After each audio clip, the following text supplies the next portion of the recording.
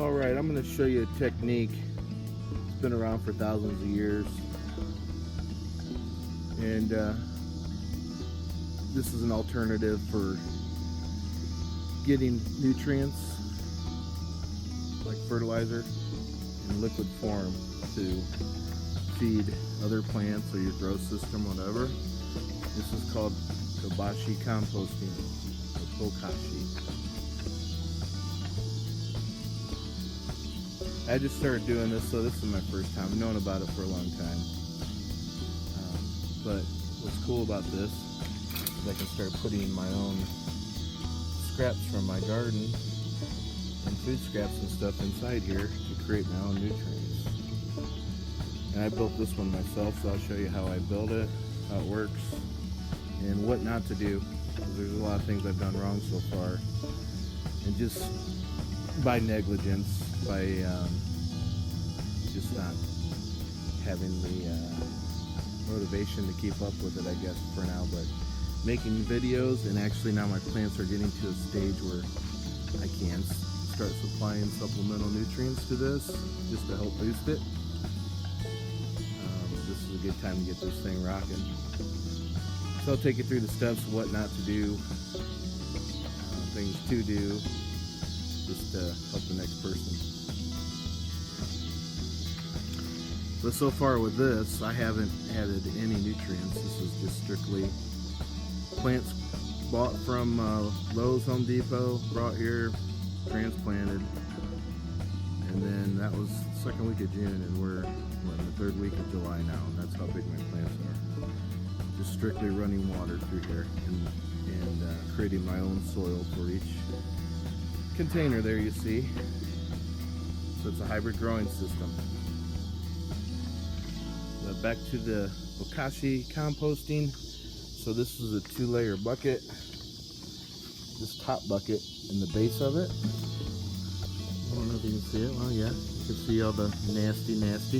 But there's 1/8-inch holes I drilled in the whole base of that. And then your bottom container is just your bucket for holding the liquid nutrients that strains through there. And of course this is your drain valve. So you put your food scraps in here, and the trick is with this stuff is the less air the better with this, okay? When you're putting your food scraps and stuff in here. But you can see how it shouldn't look like this right now. And this little flappy piece of cardboard is pretty nasty, so I recommend doing something in plastic. It's a hell of a lot more durable and won't get all nasty, funky like this. So, things not to do. So with this here, this should be all frosty white basically. Okay, and it's not. And the reason why it's not is because this bottom container is completely got a lot of juice in there, and it's actually all this material here is soaking it back up, and it's just making it rancid. So you got to drain this at least once a week and keep the ecosystem going and thriving. And so about every 2 inches when you're putting scrap material in here, so I'll take all this, it's just leafy greens out of my garden, put it in there, kind of press it down, and then you want to sprinkle your Bokashi, a good layer over that, and that creates the fermentation process. So you're basically pickling this. All this in here you're pickling, fermenting it, breaking it down into a nutrient form. So I'll take this off, and then we can talk about this in here. But yeah, so you can see all this, and I'll probably throw all this out and start over. But pull the cap there. You're just going to put it in a jar. And normally you use like a cheesecloth in here to filter out all the big particles and what have you. But then you have your concentrate in your jar once you drain it out. And you can do 1 to 2 ounces per gallon of water.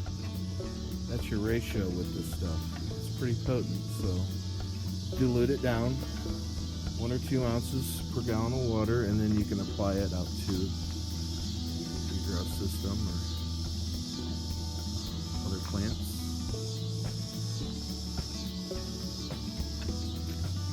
This stuff right here, you can buy right on Amazon, and it's an all-natural product. So everything you're doing here is you're creating an organic fertilizer for the plants, which makes it really nice because you can get real creative and do your research on plants and their nutrient content. You know, some plants are higher in other nutrients than others, right? But yeah, you get your NPK, find the right balance, and nothing can go wrong.